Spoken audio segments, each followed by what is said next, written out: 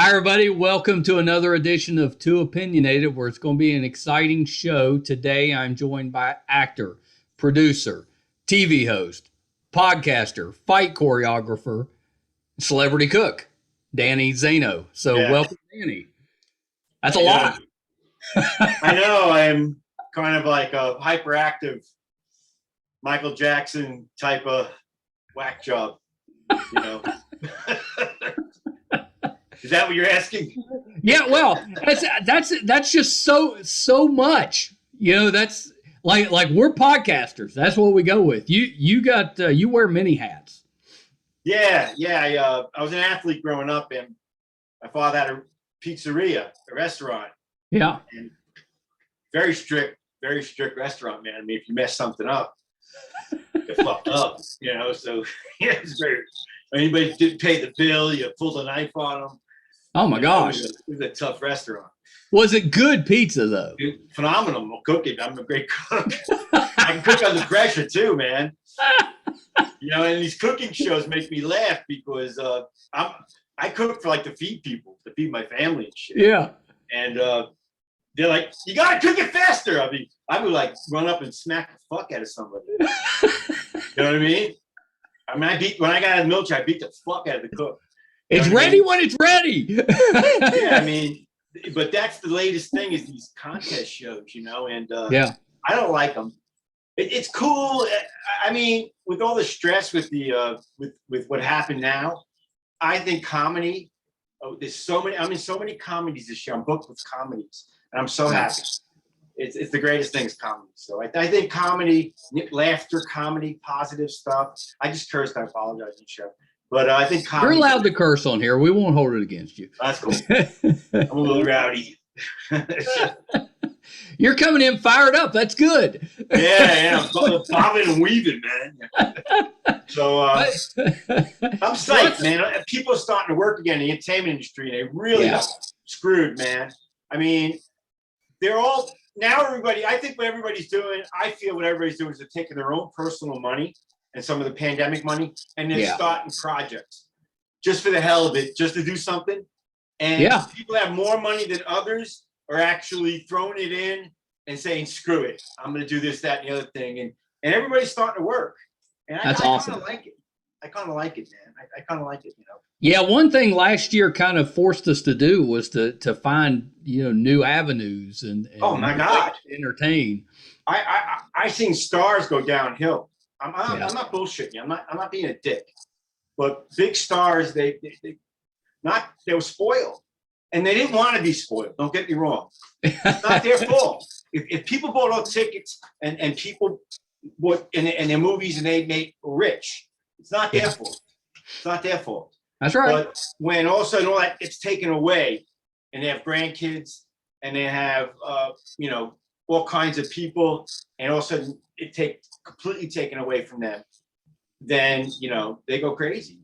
Yeah, just like anybody else, and people don't look at it like that. They look at it as a star screw. I've got a pretty good little group of actor friends, and I like to tease them that when we're together, if you're paying attention to one of them, that one person, I mean, they're as happy as can be. They're just soaking it up. But everybody else that's not getting the attention, they're devastated. They're devastated. They can't handle it. Yeah, everybody gets jealous of everybody. Gets jealous of each other. I what I did? I used to have the martial arts team, and one guy said, "Danny, make it a small team." I had like 80, 90, 100 something people on the team. He goes, "Dan, make it a small 7, 8 people, 10 people." And he goes, "You'll do much better." And I did. I made a tight team. It was the top team in the world. And that's what I'm doing with my acting team. My acting team is a smaller team. Top guys, and they can put together people. They're so professional. They can put together, and that's what I'm going to do this year. Was work with a few people, not a shitload. If that makes any sense to you. Oh yeah, it absolutely does. Was the martial arts team, was that the Pepsi? Team Pepsi. I was the only guy ever in the world to have Team Pepsi. Yeah, I'm pretty sure. I was in front of corporate Team Pepsi. I'm pretty sure that you guys came through West Virginia around the early 2000s. Is that We possible? probably did. We went to Yeah. Mississippi. Went to Mississippi. We were all over the freaking. We I had so many people on the team. I'm We have pretty sure we actors still in got the Hollywood. program from it. What? I think we still got the program from it. If I'd had more time, I'd have looked it up. It was insane, man. Actually, it was actually insane. I really learned how to perform from Mike Chatter Rumbuck. He was a Power Ranger. Oh, and, yeah. I went to 4 of his camps. I went in LA, and he's one of the guys that said, Danny, you can make it if you break your ass. And I never believed him. You know what I mean? You never believe people. And then Kim Kahana, Richard Hatworth also. This guy, Richard Hatworth. Yeah. Sometimes you just have to just keep on going, and not quit. And you got to keep on going. Now I'm really enjoying it. It's different. Now I'm having fun. Yeah, that's right. Well, you're a veteran now. Yeah, I'm a vet now. I'm really super having fun. So I'm just having fun, man. That's all. Well, so we jumped in a little bit. Let's back up. Give us a little bit of your background and what really got you, interested in the entertainment industry. I personally think being in gangs, being in a gang, growing up, Yeah. the gang mentality, being around gangs, and gangs always crack jokes. They're never serious. Everybody's cracking a joke. There might be a fist fight. When the fist fight's over, everybody's cracking jokes. There's nothing ever really serious. Nowadays, people shoot each other. Back in the day, we just beat the crap out of each other, and we're all friends. And other gangs, we had rival gangs. Nobody really tried to waste each other unless it was, totally organized crime. But that's a different ballgame. Sure. But regular gang fights, you're proud when you knock somebody on their ass and you got your head sliced open. You had a scar for the rest of your life. I have scars all over my body. That was just a badge of honor if you were a street fighter, you know what I mean? So that was just the bottom line. But nowadays, it's a little different. Yeah. Yeah, you can't start fights with anybody anymore. No, you don't want to do any of that crap. So yeah, you got to avoid that. So did you start out with an interest in martial arts? No, I was a wrestler in New York. Oh, okay. Champion, and also, I was in grade school. I was champion, and then I played football and baseball and lifted weights. And then I moved to Florida, and I didn't get along with anybody. We got a lot of fist fights. My mom put me karate, and that's how I got karate. Yeah. Because she said I was going to get arrested. She might as well put me someplace where I can fight and not get in trouble. And that's how I got karate. Well, yeah. Well, the Army karate did it work? The Army karate team too. Those guys beat me to a pulp. I mean, I never ever won once on the Army karate team. Those guys were so good. It was the best in the world that as a young man, I never ever got close to these guys. They were such awesome athletes. Yeah. So I got trained by the best on the planet. And but you persevered. Well, you either like if you go into something dangerous, you're gonna die. Yeah. I'm former. I got PTSD. I'm a former disabled veteran with PTSD. Yeah. And so the energy keeps you alive. That energy. Well, sure. Yeah. Yeah. Of course it does. Keeps you alert. It keeps you alert. That's right. But then when the energy's over, it's not good. That's not good. Now you have all that energy. Now you got to find somewhere to put it. PTSD is. That's what PTSD is. You have so much energy, and then when the energy stops, you still have that energy. And it never stops. It's like Groundhog Day. Like with Groundhog Day with yeah. Bill Murray. Yeah, over. Yeah, that's what PTSD is. Yeah. Well, so where did you serve? I served. I did my basic training in Alabama, and then in IT, and then I went to the DMZ. Oh wow! I was 19, and then the day I got there, the president got assassinated, and then they bayoneted and killed about 600, 500 students. The paratroopers came in, and I have amnesia. I'm sure. Yeah, I mean that's so traumatic. That's I don't.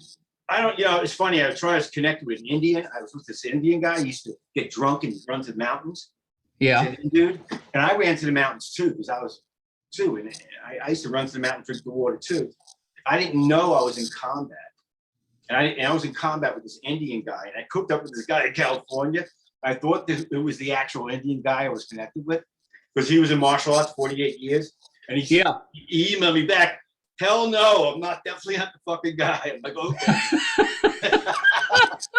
He's like some big chief or some shit. I'm like, whoa, man. I'm like, no disrespect, man. He's an actor too, you know? And this guy was funny, motherfucker, but he was a crazy bastard. He would drink and split for like 3 or 4 days, you know? Yeah. And, see, I think, my personal opinion, unless some motherfucker contacts me, which I'm more than happy to hear from, they shot you up. Like if it was fucking if it was espionage and they didn't want you to know something and it was top secret, they'd shoot you up that day. Yeah. And you're not, you know, and you don't know for shit. You forgot. Yeah, then you don't remember any of it. It's called being in the military. Yeah. And then you served your country, and if it did happen, that's just the way it is. When did you get out? I got out. 81, 82. 82. Yeah, so it's been a little while. So when you got out of the military, you know, what did you do then? You know, how did you take all that energy? I was a tile marble contractor. Oh, okay. Yeah. Tile marble. And then I had a tournament business where I threw martial arts events. Yeah. Well, you know, and I had a karate team, one of the top teams in the world. Yeah. Yeah, well, yeah, and that's I'm pretty sure I saw karate. You touring when. See, the only skill sets I knew were martial arts and being a police officer. I was a police officer also. I was a military policeman and a police officer. Yes. Yeah. It is crazy all the different things that you have done. It is kind of crazy. Yeah. So I see behind you there, over your shoulder, you've got a picture of Phil Morris. Yeah, Phil Morris. I did an interview on Phil Morris. He's a really nice guy. Oh, Phil's the best. Yeah, he's been on the show before. And his fathers did Mission Impossible. Well, yeah, they both did. Apparently, Phil's a piston. Yeah, he's a lot of fun. Yeah. We really enjoyed him on the show. Yeah, and then Don Wilson got me. Him and Kahana got me in their first movie. Don Wilson got me a martial arts kid, and that's he's my legend. There. That's Dominique. She works at ESPN. My daughter. She does. Okay. Yeah, she's she works with Josh Cohen. I don't know if you heard of Josh Cohen. Yeah, I know Josh. Yeah, she works with Josh, and then that's Joe Corley. Joe Corley's up there, and that's Bob Wall. Bob Vale. I'm friends with Bob Vale. You know, shoe fighting, and that's Gene LaBelle. That's my teacher's manager's friend, and that's awesome. David Stanley, Alan Goldberg, Phil Mars, Frank Dukes. Frank Dukes. Yeah. Dukes, yeah. Mike Sawyer, good friend, and Chris Casamassa. And that's just a few. Probably got about 200-300 radio shows on all the time. Yeah, that's amazing. So you're a 9th degree black belt, is that right? Yes. I'm a 9th degree black belt under a few grandmasters. I really have my own system, but I'm gonna wait until I'm 70 years old to have my 10th. I'm gonna do the old traditional way. Even if I pass away, my teacher Kim Kahana liked it that way. The same token, all my grandmasters went to 70. So my black belts are pissed because some of them are older. They're going to be 70. So I'm just going to go with tradition if I can. And I've already been granted my own system, so I can be 10th if I want. But I'm just going to go with that. Well, so what makes your system unique? What makes my system unique? is nobody died in combat. There's not one Danny Zaino student, black belt, that ever died in combat. Well, that's good. Yeah, that's good. I taught them ruthlessly. That's I mean, it's really commendable. My godson just got his third black belt. No, I'm talking about night and day. I'm talking about old karate when it was a secret. Like, and then I'm talking about karate nowadays. And nowadays is very important to teach it the right way to children and everything. That's right. But if you're going to teach it to military type of people, they got to be able to go all the way. Yeah. And that's seriously talking, you know, and that's where I am. That's where I can go. I'm trained. Okay. Yeah, and that makes sense because if you're using it for military purposes, obviously it's a much more. The police want to save lives. The military wants to take lives. That's right. That's right. So a little different. You know, right. So, you know, I'm trained in both. So if I was a bodyguard, a bodyguard that wasn't in the military, probably blow somebody away. A bodyguard that, like me, I would just say, I would either shoot the floor or shoot some guy in the leg. Yeah. Why kill him? You know what I mean? But if he's going to kill me, a killed person, then I would kill him. You know? Yeah, that would. That'd be different. But if you're so skilled in your trade, and as a police officer, I had my gun out so many times and pointed it at people, never pulled the trigger, you know, unless I had to. So it just is the way it is, and you're just always there. I always have my gun up because I never wanted people to freak out. But you're still moving. You know, you psychologically, your eyes, you know, you really don't, you're in such a zone, man. Yeah. I mean, I can't believe I did that job. I'm so glad I'm not doing it. I only did it for a little bit.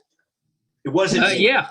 It wasn't me. You ever do something in your life, like cut down trees or some shit? Oh, yeah. You say to yourself, I've had many jobs. I hated that thing, but you know, you look at somebody doing it, you say, I used to do that shit, and you're real proud and crap, but you say to yourself, I hate that crap. Yeah. I've had many jobs like that. It was like going from the military to the military. I went straight from the cop. I beat the crap out of the cook at my father's restaurant. I was there for like 3 weeks. The guy wised off to me. I punched him into the dishes and shit, and I beat the crap out of him. And the next day, my father had me in the police academy. That was it, man. I was a cop. In an Italian family, he had to get you out of there. You were destroying the restaurant. In an Italian family, you really never ever say no. Just basically look at somebody, especially your father, my father. You looked at him and said, "Okay." Yeah, I guess I'm a cop now. Kind of a little bit of overwhelming guy. So after you left policing behind, how did that transition into entertainment? It was tough. I started doing instructor work, and I wasn't used to that shit. My fingers were getting cut, and I was used to clerical work like police work and karate. I wasn't used to, cement work and sure. I did that for 35 years. 35 years I did concrete work and cement work. Yeah. So it's rewarding in a way. I call it gladiator work. Like you ever see Gladiator? You see the guys in Rome. It's an Italian trade. I learned from a guy from Italy. It's an Italian trade. Yeah. Yeah. I learned from guys. Yeah, that's hard work. That's not easy work. Yeah. Yeah. And I have an old way of doing marble, old way of tile, stone, old school, like old years ago. Yeah. I'm very envious of that because I'm famously unhandy. So oh, yeah. Really? Yeah. Yeah, I'm envious of anyone. I can go in any house, any area. I can lay out the whole entire floor. I know where every single cut is in every single room. Exactly, yeah, that's awesome. To the exact, without just popping lines. I know everything, the exact measurement, not laser, nothing. Well, so you're really good at that. Mm-hmm. Why do all this other stuff? What, the movie stuff? Yeah, why go into the movies and stuff if you're already successful? I already did all that. Now I'm yeah, I already did. I raised my kids on that. Yeah. So now you're doing the fun stuff. No, I'm trained in motion picture and movies. I'm trained 11 years with Kahana. I'm trained by the military training. Yeah. And then I did Broadway, like Broadway. And I didn't do Broadway in New York, but I did live theater with my own students. I did 5 acts with costume changes on stage, 15 minutes. Yeah. I did that for 8 years. And then we did live shows all over the place. We get 300-400 people to come in within, let's say, 3 minutes at Walmart. Yeah. And then we sell them soda or some shit, have them drink some soda, and then we get out and go to another Walmart. And I learned that from Mike Chat. Mike Chat did that in Disney World. He would do a show and then we break up, go to a different part of Disney World, do a show, break up. So I learned that shit from him. It's kind of cool. Yeah. That is really cool. Yeah. I like it. I like the fact that your mentality is that you're just training. Everything that you've done in your life, you're just training. I've been over 100-something seminars. It's funny, my teachers would say, why are you going to seminars?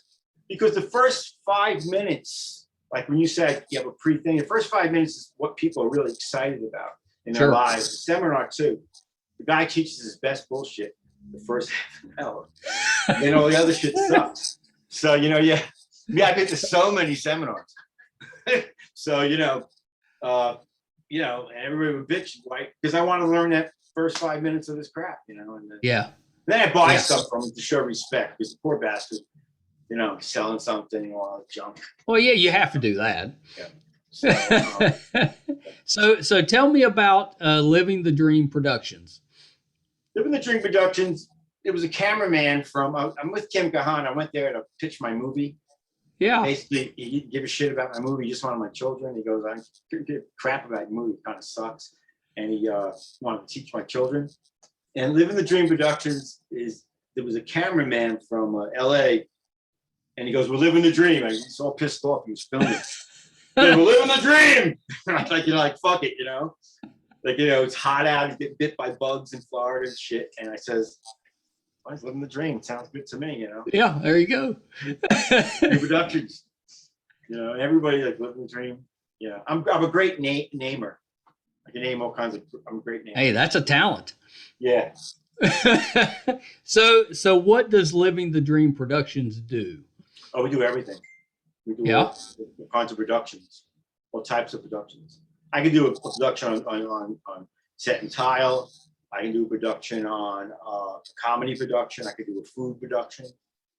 Living the Dream Productions. What?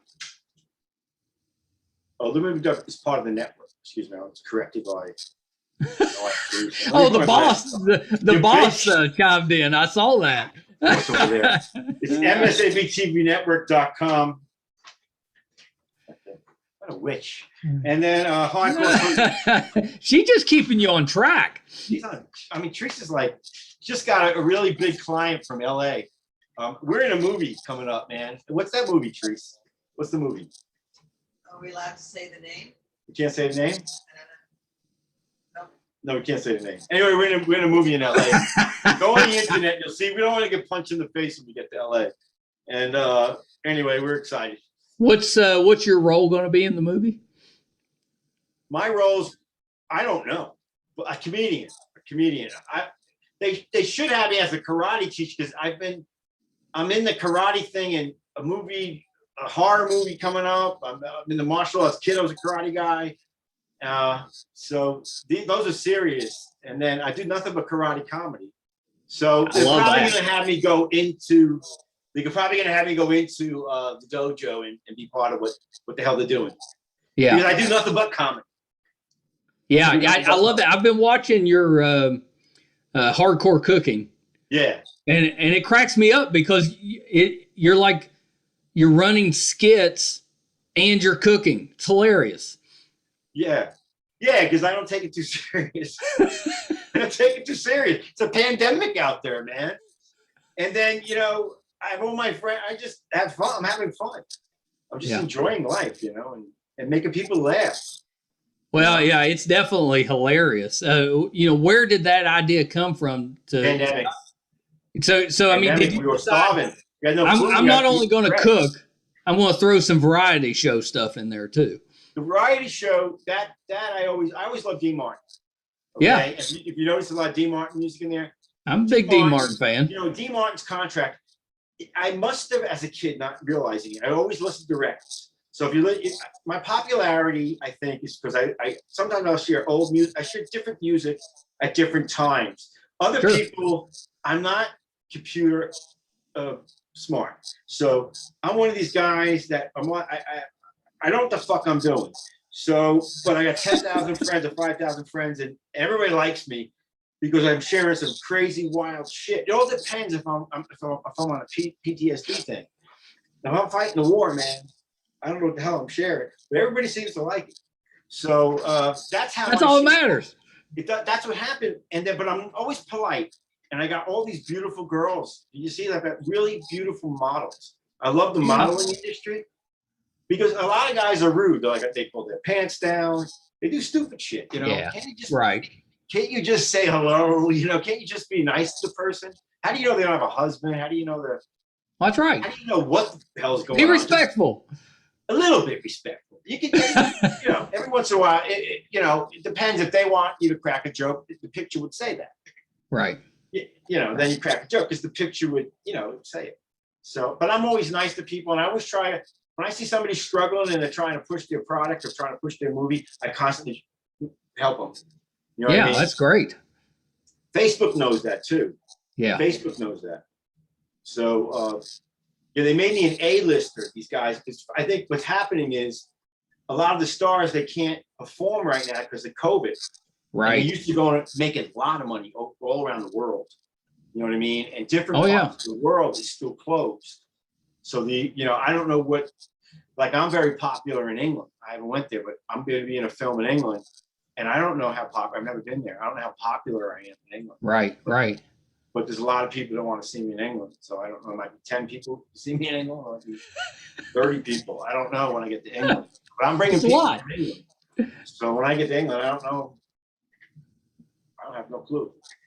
But I guess you're going to find out. For years. I've been bullshitting with these people for years, you know. So Facebook is pretty wild. I got this girl, Princess Natalie. Lady Princess Natalie. Natalie, did you see her? She got blonde hair. Natalie Zaino. Yep, I did see her. She's a exotic model, and she's a baker.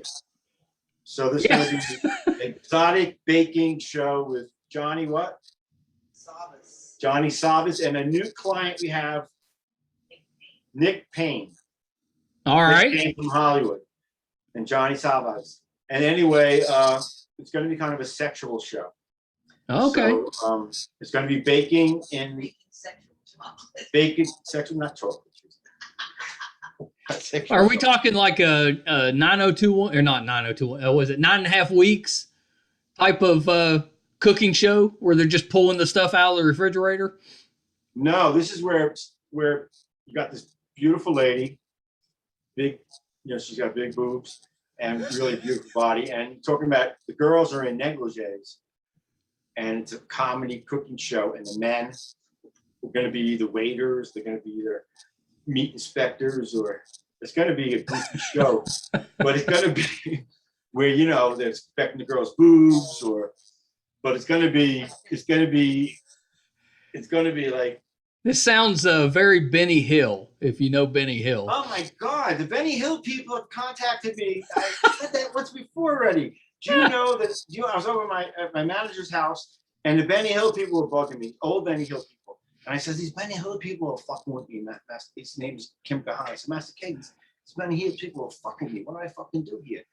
He goes, fucking call him. So I called the guy. I said, what's the deal here? Because he kept on screwing me. And I said, what do you want? He goes, you know, there's a few of us still left here. Still living, you know. So I says, yeah. He goes, you know, we really like it. You know, we really enjoy it. He goes, you know, you have something there. You have something. He goes, you have something. And I said, oh, that's cool. And so that was about, how long ago was that, Therese? A month ago. That was kind of funny, ain't it? Yeah. Well, yeah, because I didn't even realize there was any Benny Hill people still around. Yeah. You know, my manager's 91. You know, what people don't realize is the older people run the Hollywood. They run. Sure. They don't understand that the older people, you think that they're all washed up and all that horse shit, but that's not true. That's not true. They make a phone call and they make sure you get fired and shit like that. So you have to basically play both sides of the coin. You can't just be a jerk. That's right. And you can't be kiss ass too much too. So you have to, juggle. Yeah, for sure. You got to juggle. You got to juggle. Like right now, I'm getting really popular. The people I'm with get really popular. Snack. I have to sit back. My manager will be close with talking to me in my ear. Yeah. Calm me Yeah, it's a down. lot. Yeah, and slow me down. How many shows are on your network? Oh, how many shows in network too? Of the hardcore cooking. Of what? Hardcore cooking, radio, what? For MASBTV. MASTV. Oh, well, we have like over 30 martial arts showbiz TV shows. 30 shows. Yeah, I thought it was a pretty high number. 30 that, yeah. How many cooking trees? Oh gosh, that's got to be up there now. That's amazing. Cooking shows. About 25 cooking shows. Yeah, that's amazing. So, and it's all internet based. It's internet based. It's Facebook based. It's Facebook based. Yeah. Yeah. Yeah. I wanted to control. I wanted to control everything as much as I could. Yeah. Right now. Well, and how does that? What kind of restrictions do you have? Because Facebook can be kind of tough to deal with at times because they're kind of strict. We're taking the music, and then we're saying we're using the music. And what I do with Facebook is I share everything. I don't understand. I share everything with Facebook. They have checkers, like people that check. Yes. They have checkers. But what I do every day is I share for a long, long time, and so I actually help people on Facebook. You know what I mean? And then once in a while, I share my stuff. So, and then we pay money to share it. Yeah. So I think Facebook knows I'm kind of out there, and they just basically say that guy's out there. And they just let you go. No, I share a lot of people's stuff. I promote a lot of people. If I get to know you really good, I'll promote all your shit. I'm a promoter. That's what I am. Right. I'm a promoter. My cooking shows are designed to promote. They're designed to cook. I'm going to come out with cooking books, but they're really designed for promoting and comedy. It's designed, your show, if you have something really cool going on in Virginia, that's designed. You call me up, Danny, throw it in the show. And it's designed to hook up my entertainment friend. Yeah, that's awesome. That's what it's designed for, because, they want to know what's the latest thing going on, And so Paris Hilton became friends with me. A few of the celebrities, want to become friends with me. I think that's cool. Because some of the celebrities, let's say if they're really gorgeous, people are not going to be, they're going to be friends with them, but they're not going to really be friends with them because they're really gorgeous. So, sometimes the celebrities are lonely. It doesn't seem like it, wasn't that lady Seymour, Teresa, the one that, Kitty Cat? James Seymour. I love Jane Seymour. Oh, I'm friends with her, and she's a doll. She's a really sweet lady, So it's kind of nice to see. It's kind of nice on Facebook to see some of these stars, Come down to earth. Mel Novak is a sweet guy. He goes and volunteers at the prison all the time and helps that. He's a really good dude. He's got grandkids, and he's a good dude. Yeah, that's awesome. I love that you've got a little community built up. Yeah, well, people in Hollywood I met, so I know them. I don't really want to live there because it's really insane, but it's really gorgeous. It's really beautiful. I'm looking forward. I'm going in a few weeks. I'm looking for. I love it. Yeah. I really get turned on by it. It's just awesome. It's exciting. It's electric. Every corner is a camera, and then you look up, what's happening. So you get your little fix. It's like going to New York City. You go to New York City, same thing. You know what I mean? Yeah. You get all excited. The latest things that happen.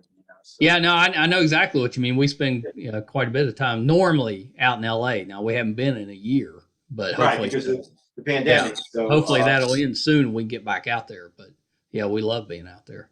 That's really with all the iHeart and all the different things are going to open up. Oh yeah, it's coming. It's coming. It won't be too much. Like my daughter, she works for ESPN West Palm, so now she's busy. And one guy split and went back. And then she took all of his shit. You know, she's young, she's 27, she's single. Yeah. She's gorgeous, and so and she's hustling. You know, she came from no money. She come from no money, so you come from no money. You know, you learn to work. Yeah, she's working. Immediately, they gave her.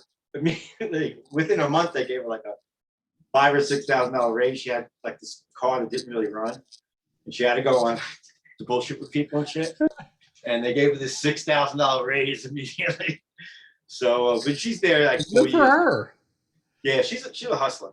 Yeah. Yeah, that's great. So can we expect a cookbook to come out of your cooking show? Yeah, you'll expect a series of cookbooks. Just a series of cookbooks because yes, definitely. Yeah, that's so my father had an Italian restaurant and very popular restaurant, 27 years. Had a pizzeria, then a restaurant. So my family. Have you thought about opening a restaurant? What? Have you thought about opening a restaurant at some point? No. Had enough of that. I'm not doing that. All right, so tell me about the road to Hollywood. Road to Hollywood, I feel, you know, I have a thing, Crave It Hollywood. I have a thing called Crave It Hollywood, and I share anything.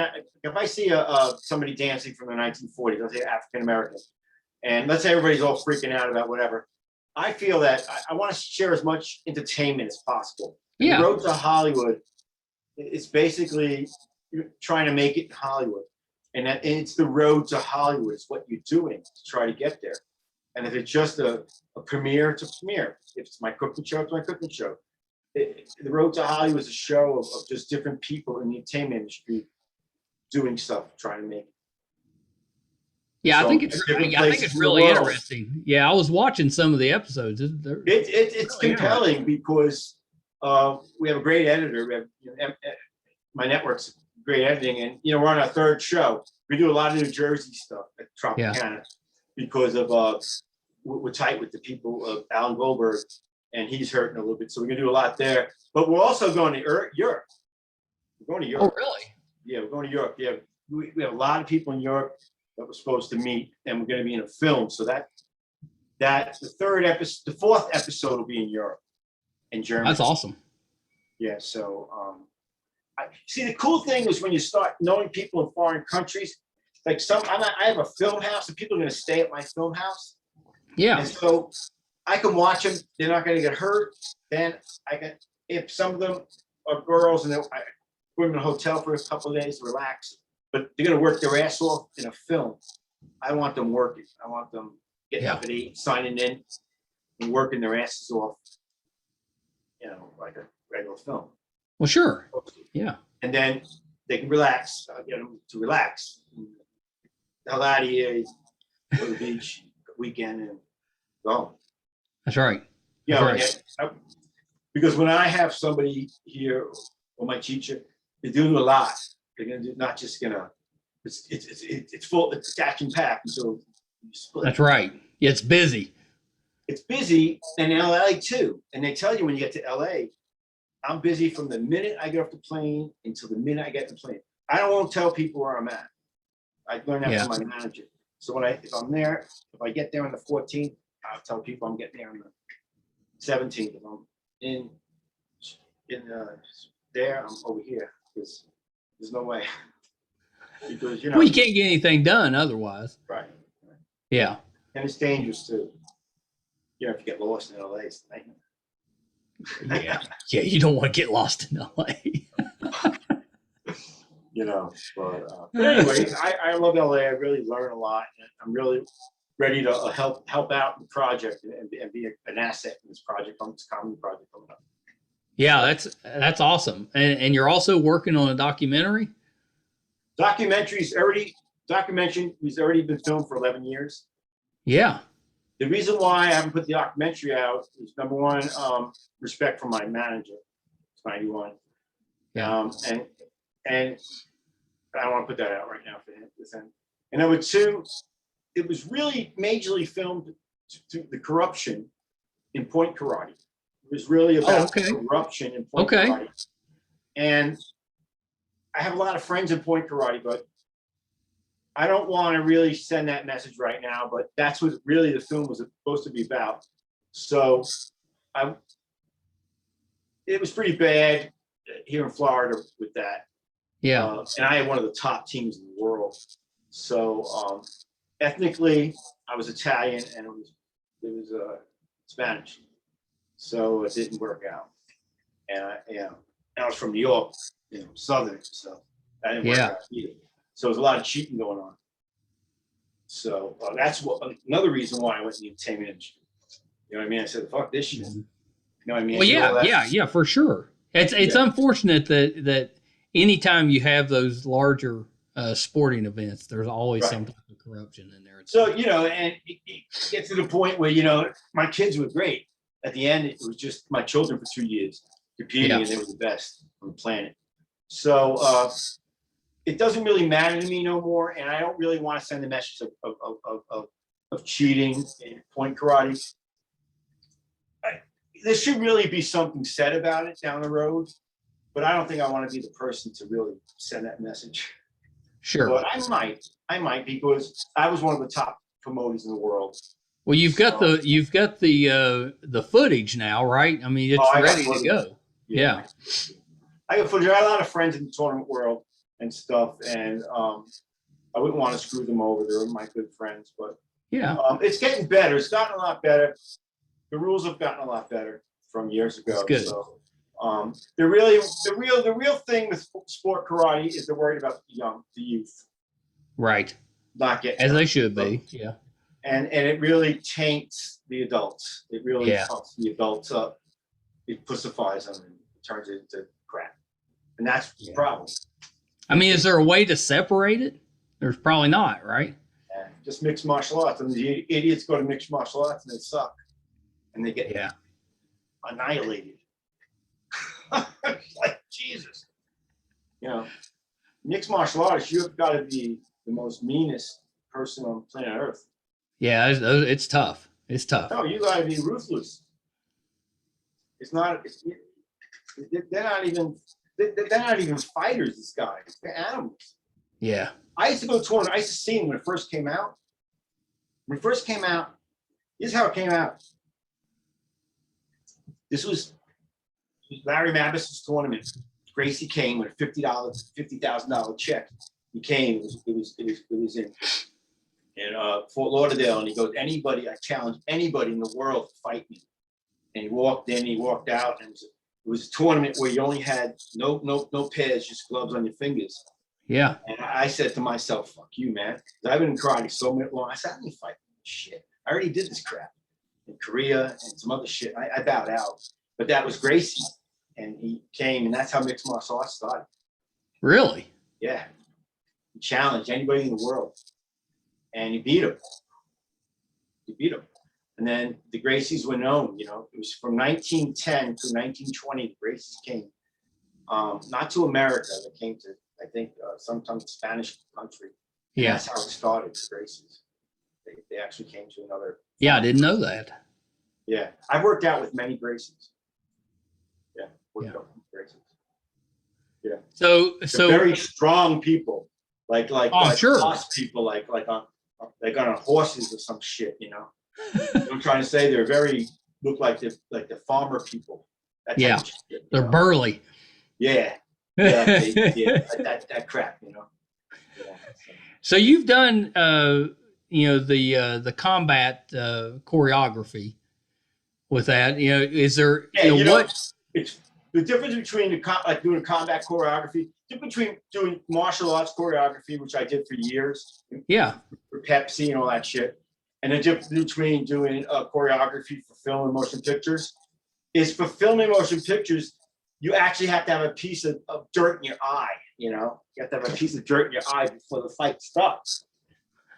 Right. In karate fight, the dirt immediately comes out and the fight starts. Here, you're getting your ass kicked as the dirt's in your eye and shit. And maybe, the guy stabs you in the leg or some shit, and then something starts, it doesn't start. Yeah. You know what I mean? That's right. It's more like my teacher last time when I was at the ranch said, "Danny, make this a little bit more physical." So there was a big 4x4, and I made the guys put their hands like that, make like they got banged in their head. It was really funny. And I'm gonna do a thing like a month from now of all like the way I taught, because I have some really funny shit, and I'll put it out of all the crazy ass shit I did teaching. That would be cool. Yeah, that would be cool. But every time we go to do that, there's somebody else I have to do something for, you know. So I always go back, you know. It's like I gotta do something else with this. Well, you're guy. so busy. I like it. Yeah, that's great. I enjoy it. Yeah, I enjoy it. Yeah, I enjoy being busy. Well, so what made you say, okay, now I'm going to be a podcaster too? Oh, that's long. That's we're doing that a long time. Yeah. I consider it a radio. Yeah, it's kind of the new version of radio. I consider it radio. I've had this. It's funny. People always say, Danny, they were always saying to me, hey, you know, Danny, it's just your computer. I was like, no, I've got a whole network. We do radio. We do articles. We do radio. We do. I do in-person interviews, and now we'll do live Facebook. No, it's radio. We're going to get a regular radio station where you can see us live. So it's more effective. I was just telling this man that in LA, the podcast is so effective with pictures and an article. It's more effective than being in person sometimes because you can do it. You can share it over and over again. Well, that's right. A lot of times people don't want to listen to a full interview. They'll look at the picture and then they'll listen to the car. They'll listen to the radio. Yeah. They'll listen to the podcast. So I think they're very effective. So all my wife's clients, I do a radio show on them. You know. Oh, really? Boost up their career, yeah. Yeah, that's awesome. Yeah. So that's what I do. So of all the different avenues that you work in or on in entertainment, do you have a favorite? What do you mean by that? Well, I mean, do you prefer to act or do you prefer to host? You know, what's your preference on all the things that you do? Well, you know, I interviewed the stars, Tropicana and shit. Yeah. And interviewing the stars is cool. Interviewing the stars, I'm good at, really good at. Yeah. There was one guy. I was interviewing the star, and you know, he was doing a combat movie, okay. And so he was a tall guy, good-looking guy.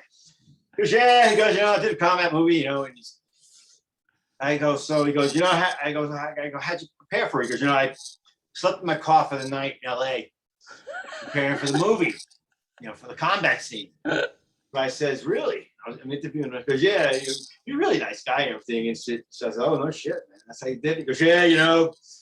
And the way he looked there, he looked like a combat guy, and he sat in the car and shit. And he played it off. I was like, holy shit, you know. Okay. But what I do the best, I think acting. Yeah. I like acting. Yeah. I like acting the best. I like acting. I'm not a comedian, but I'm a comedic actor. Yeah. I'm a comedic actor. I like to have like a drink and smoke a little pot and then go on air. You know what I mean? I'm happier that way. Sure. You know, but it all depends. If I'm not a guy that's going to study a shitload of lines. Yeah. You know, but I'll know my lines. You just got to tell me what's happening, and I'll get it done.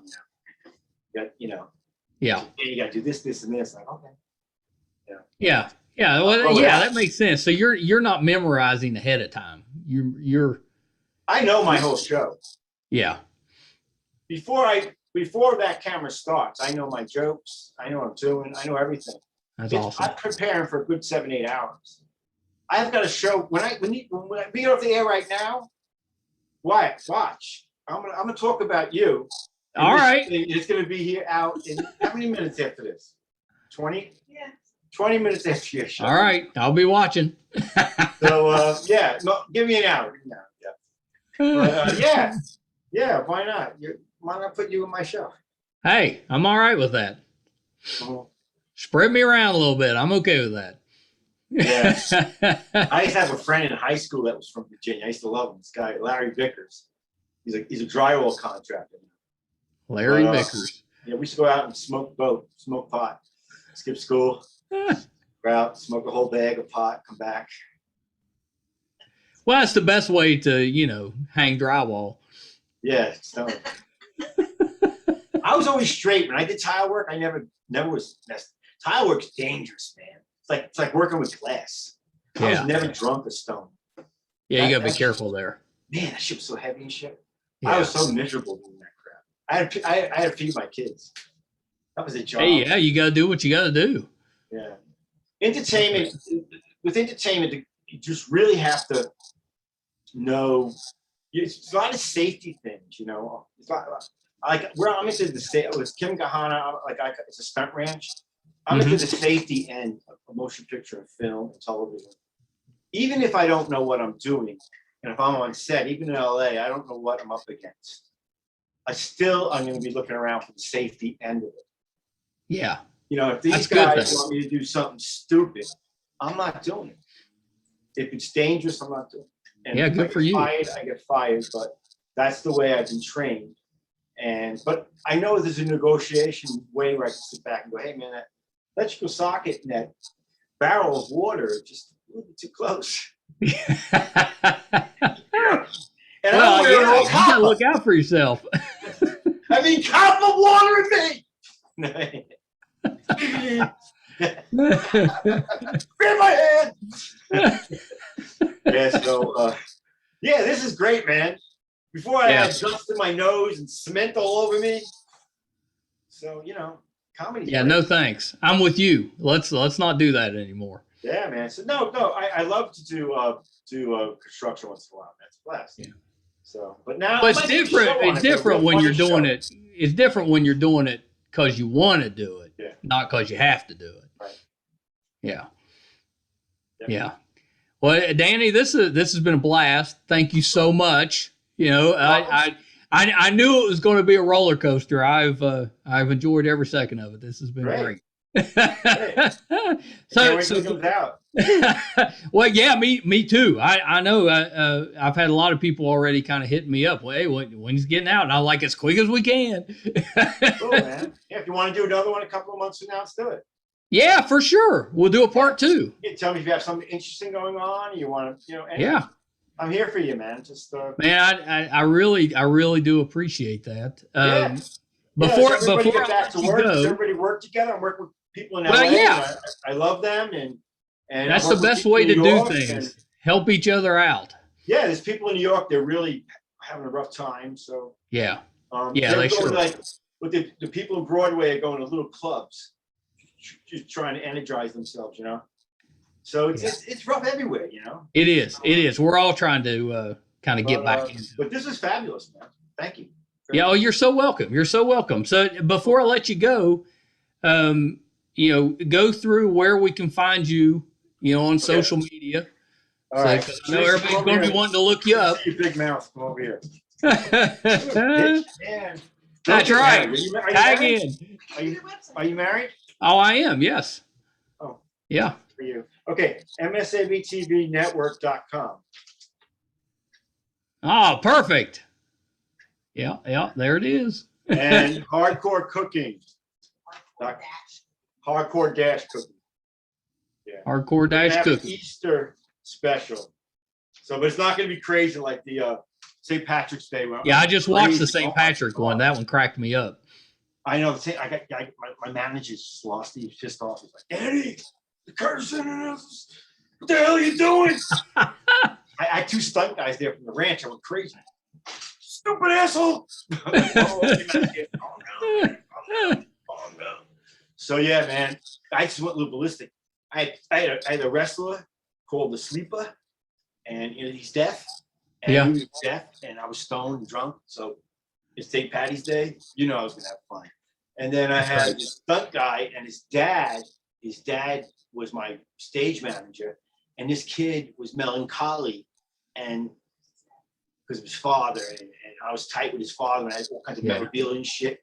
So I want to make the kid feel good, and we went ballistic. These stunt guys went ape shit. We did 3 shows.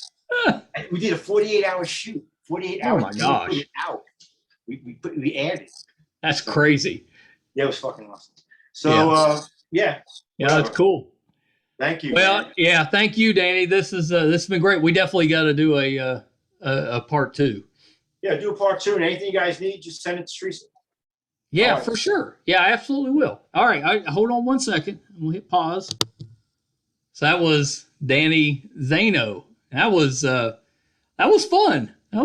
That was a little wild. I knew it would be. I was strapped in. I was ready to go. So I hope you enjoyed that. He's a character, and he's involved in so many things, and he's a helper. I mean, he likes to help people, and he does a great job with that. So really hope you enjoyed that. If you haven't done so, please check us out on YouTube under MeisterCon Pod. Give us a subscription and a like. We'd appreciate that. That would really help us out.